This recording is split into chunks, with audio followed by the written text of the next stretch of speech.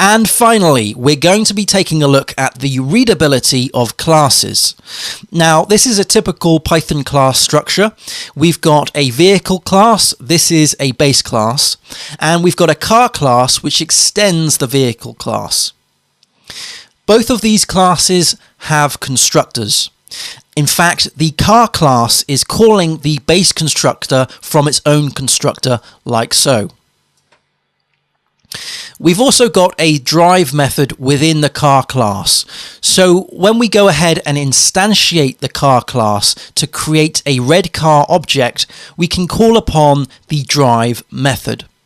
Now notice that with Python we are using indentation to create sections within our classes, such as methods, properties, and so on.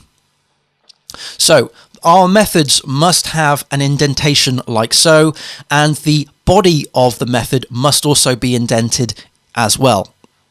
This is a little bit different to other programming languages such as PHP. With PHP, we've got other bits and pieces that we need to be aware of, including namespaces, and also we are using different ways of connecting our base classes together.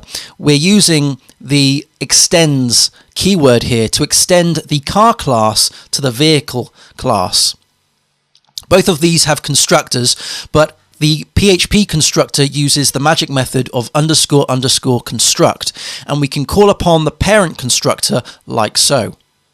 Again, we have a drive method in the car class, and if I scroll down a little bit further, we can instantiate that car object, and we can call upon the drive method using the arrow symbol like so. So there's a little bit involved with PHP. However, something I should definitely say right now is that Python can use multiple inheritance, whereas PHP cannot. So it is like comparing apples and oranges.